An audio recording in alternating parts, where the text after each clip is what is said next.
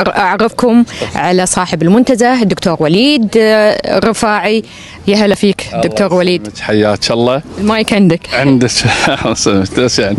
أول شيء نرحب فيكم وفي قناة أنت متميز الإعلامية اللي في خلال فترة وجيزة للأمانة تميزت في خلال فترة قصيرة جدا، والشكر موصول لك دكتورة غادة على التميز والنشاط والإبداع في قيادة قناة أنت متميز، والكادر اللي معك ما يقصرون.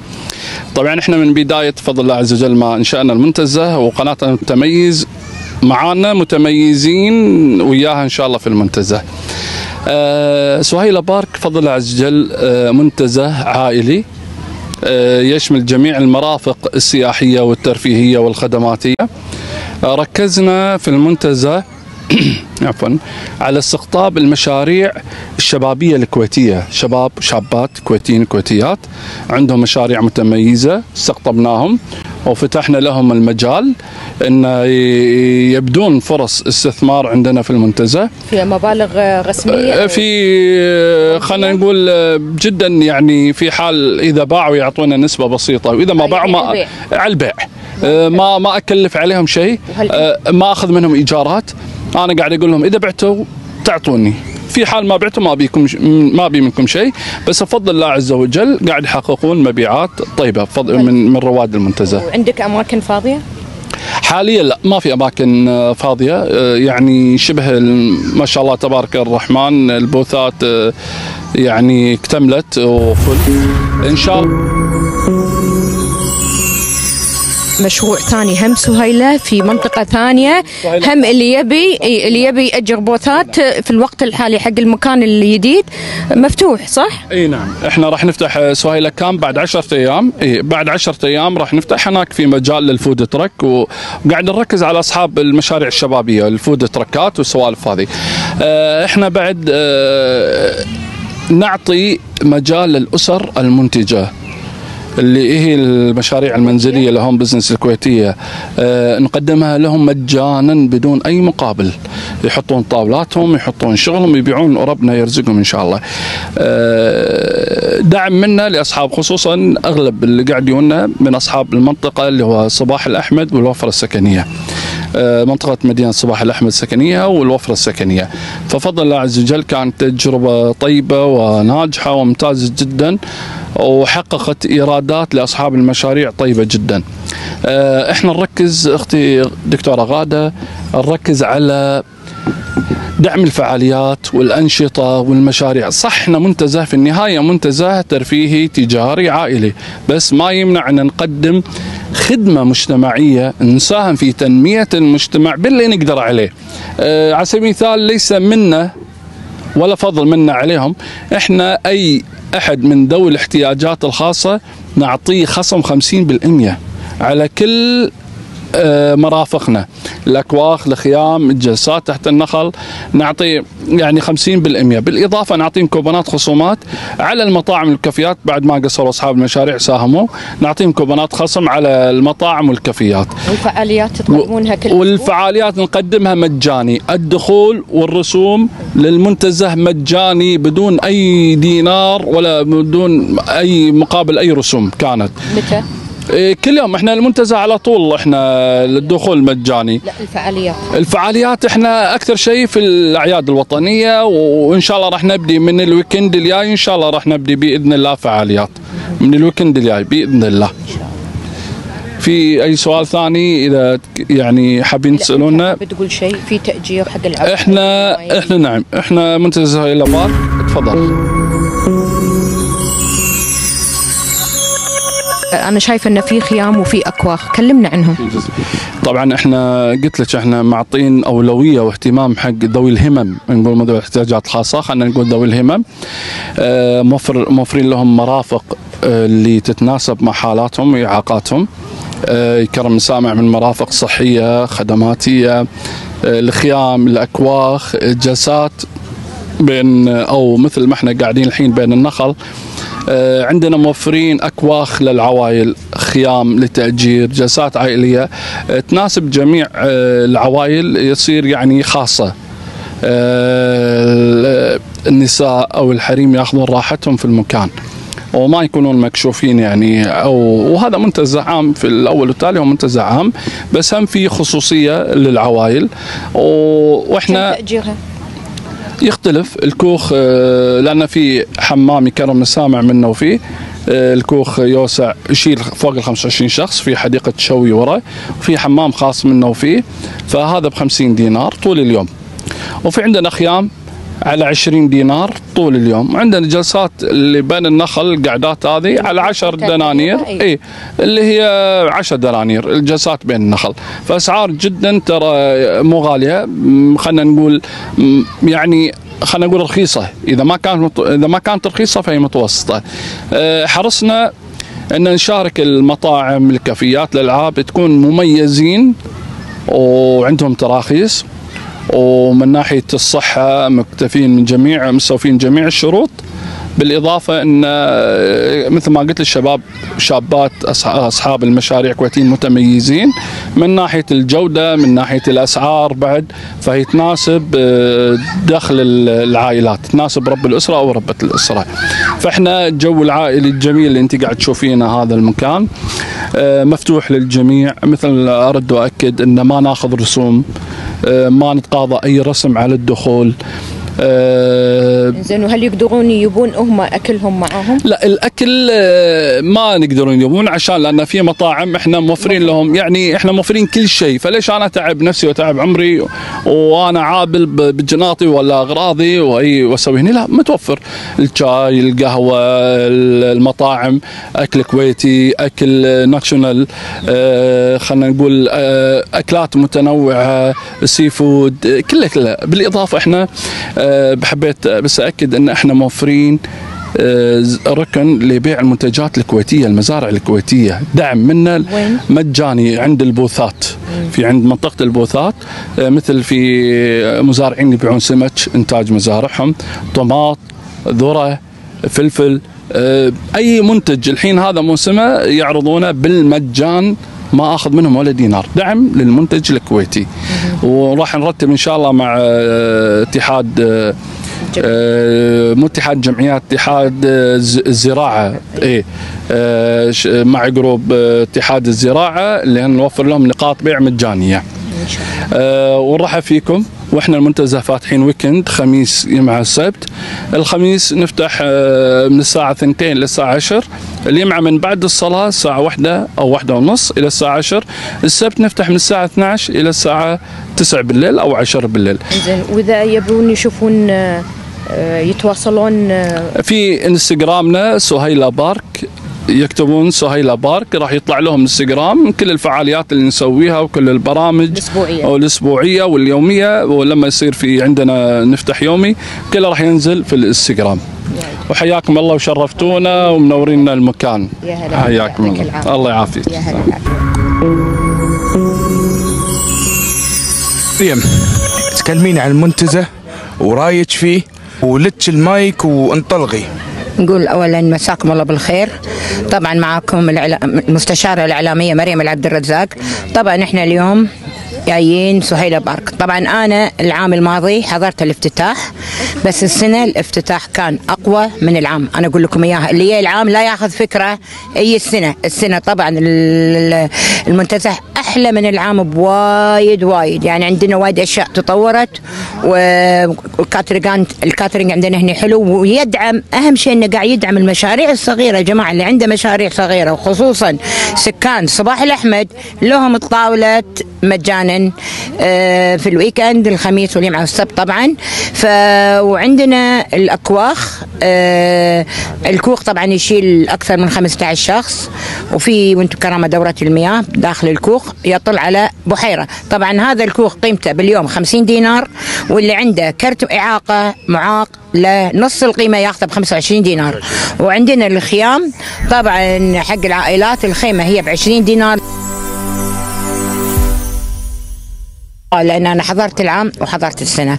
فأتمنى تيون وتشوفون بنفسكم راح تغيرون فكرة العام. طبعا في وايد ألعاب حلوة حق اليهال هنا عندنا، خليه يستانسون. فنتمنى من الجميع يجونا، وحياكم الله. طبعا احنا مثل ما عودناكم في تنوع المشاريع والاستثمارات الموجوده في سهيله بارك من مطاعم، كافيات وامور ثانيه وايد. بالنسبه للاسعار، احنا اسعارنا اذا ما انقصت عن سعر السوق العادي ما راح تزيد، اسعارنا جدا في متناول الجميع، وفي اسعار على حسب المنتج، جوده المنتج ونوع المنتج وحجم المنتج. واي واحد عنده شكوى او ملاحظه احنا نرحب وعلى العين والراس ونعتبره هو راعي مكان، وملاحظاتكم مهمه احنا من خلالها نتطور، لان انتم اصحاب المكان وانتم اللي تشغلون المكان.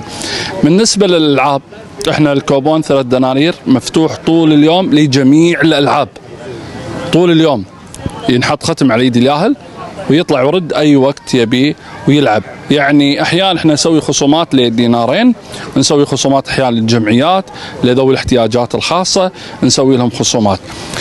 فطول اليوم يلعب الياهل 3 دنانير، مفتوح طول اليوم، ما في وقت محدد، ما في لعبه محدده، مفتوح في قريه الالعاب. فاحنا نرحب فيكم في منتزه سهيله بارك، نفتح الويكند خميس يمعه سبت في الويكند. حياكم الله، وانتظروا مفاجآتنا في سهيله بارك قريبا. راح نسوي سحوبات على طقم ذهب الجائزه الاولى، اللي يدش المنتزه ويسجل بياناته بكوبون في اخر الموسم راح نسوي سحب ان شاء الله. ويعطيكم العافيه، اخوكم وليد الرفاعي صاحب منتزه سهيله بارك. ومع شيختنا الجميله ام عمر الصباح، شنو رايك بالمكان اليوم؟ طبعا أول شيء مسكم بالخير ولا أسعد الله أوقاتكم. إن المكان ولا أروع، خاصة إن أنا صراحة كنت سعيدة جدا لما دعيت طبعا سفيرة تركيا مع والدتها مع جماعتهم، وسفيرة إندونيسيا وسفيرة كينيا ما شاء الله، وكل الوفد اللي معاهم. سعيدة لما نقعد في مكان في الكويت بهذا الجمال، سعيدة لما نشوف ما شاء الله الكويت الآن، أهل الكويت وما شاء الله بهالأماكن إبداعات ورا إبداعات ورا إبداعات. طبعا المكان ما أول مرة أجي، أنا جيت ما شاء الله مع أولادي ومع أحفادي، وكان ممتع، وخاصة اللي هي ما شاء الله حاطين هني بعض تكرمون الحيوانات وهالجمل ما شاء الله، والأولاد الصغار يحبون هالأشياء، وطبعا منظم وجميل جدا. طبعا وصاحب المكان الأخ وليد. شلونك؟ زين تمام. شو اسمك؟ عبد الله. كم عمرك عبود؟ أنا 11. 11؟ العمر كله يا رب. عندي لك سؤال، ايش رايك بمنتزه سهيله بارك؟ المنتزه زين، سهيله في قوارب ومطاعم وكل شيء فيه، في كل شيء، حتى البوبل، النطاطيات، كل شيء. استانستوا؟ ايه وايد ولا شوي؟ وايد. شنو احلى شيء تحبه؟ القوارب. القوارب، حبيت القوارب اكثر شيء؟ لا النطاطيات. الحين نطاطيات ولا قوارب؟ نطاطيات. ترى الحذية كذي، وين يمين ولا يسار؟ يسار النطاطيات. الحين راح تجي هنا مرة ثانية ولا لا؟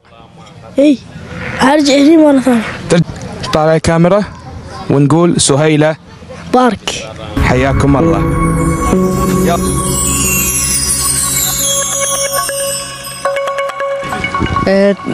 طبعا هني أنا مريت على المشاريع الشبابية اللي يسوون وجبة الأطفال على 500 فلس، وايد زين، والوجبة الكبيرة على دينارين، أسعارهم وايد مناسبة.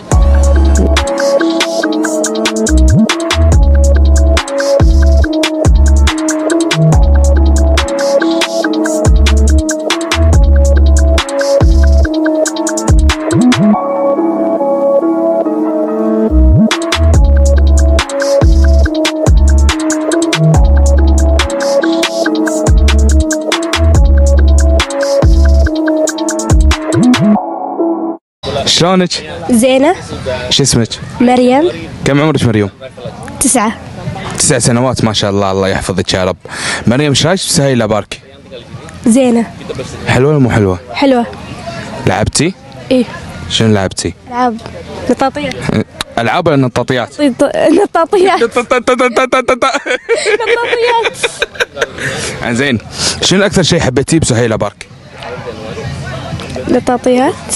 بس النطاطيات؟ اي. هذا اكثر شيء حبيتي؟ اي. اذا رحتي حديقة الحيوان ولا ما رحتي لها؟ رحت. ايش رايك فيها؟ حلوة. سهيلة بارك كلها حلوة صح؟ اي. شو نقول سهيلة؟ سهيلة الحلوة.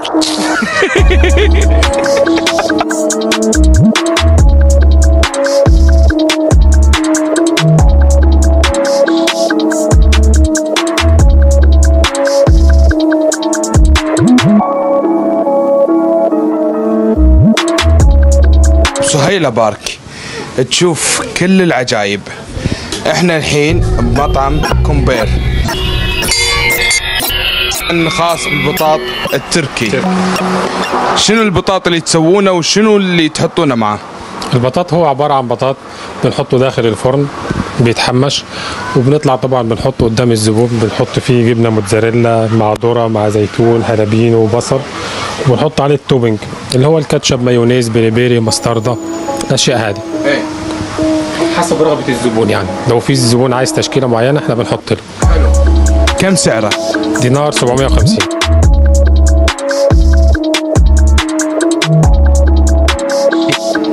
السلام عليكم. وعليكم السلام ورحمة الله. شلونك؟ شو اخبارك؟ خير الحمد لله. عساك طيب؟ والله الحمد لله. شو اسمك؟ راكان. كم عمرك يا راكان؟ 16 سنة. أول مرة تجون هني سهيلة بارك؟ صح.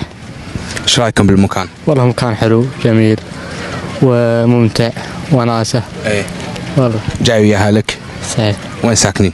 صباح الأحمد. صباح هني؟ هني. شلون عاد صباح الأحمد؟ والله زين الحمد لله. كويسة؟ الحمد لله. الأسعار شلونها هني؟ والله كل شيء زين الحمد لله. أسعارهم زينة؟ مضبوطة إن شاء الله. شنو؟ إن شاء الله عندي ثاني وثالث ورابع. أكيد. إن شاء الله بإذن الله. طبعا كل أسبوع منتزه مفتوح، تدري ولا لا؟ أول مرة أدري منك الحين. خميس وجمعة وسبت. إن شاء الله نجيكم كل أسبوع بإذن الله. أكيد. What's your name? عبد الرشيد. عبد الرشيد. Speak with me. How are you sir? زين الحمد لله. What's your name? عبد الرشيد. You're coming here for first one? إيه. Really? انزين يعرف عربي؟ اوكي. سعر هني السعار فلوس زين؟ زين والله الحمد لله. واجد زين؟ واجد. شنو زين هني؟ شنو انت يحب هني؟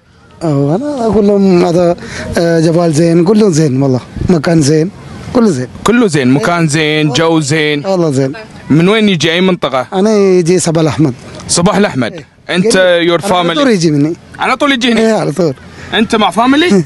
هذا فاميلي مالنا. مدام عبد الله بدر. ايوه. كم عمرك؟ يور هاسبند. 11 سنة. نايس. ايش رايك بالمنتزه؟ والله حلو. حلو؟ شنو اكثر شيء حبيته هني؟ والله حمام مني. ها؟ اللاعبين بالحمام. حمام عجبك؟ اي والله مني. شكلك مطيرتشي. اي والله عندي حمام بعد انا. يا طلعت مطيرت. فيصل شنو؟ فيصل شديد. والنعم. اكزوت. هذا شديد. هذه شديد. اخوان؟ سبحان الله. ايش رايك بالمنتزه؟ والله زين. حبيته؟ اي والله. والاسعار ايش رايك فيها؟ والله زين، دينارين وش اسمه اقل شيء عندكم والله زين. زينه وايد. اي والله. اكثر شيء حبيناه والله شو اسمه انه شارح المكان وفيه العاب وفيه شو اسمه وفيه شو اسمه مزارع منه. والقواري ايش رايكم فيها؟ والله زينه. عجبتكم القواري؟ اي والله الله يعطيكم العافيه. راح تجون مره ثانيه ولا ما راح تجون؟ باذن الله. زين مثل بس خميس وجمعه وسبت. تجون.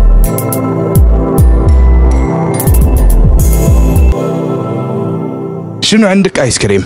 ايس كريم جلاتو فريش طبيعي، كاكاو، كراميل، اوريو، والج، لوتس ومانجا.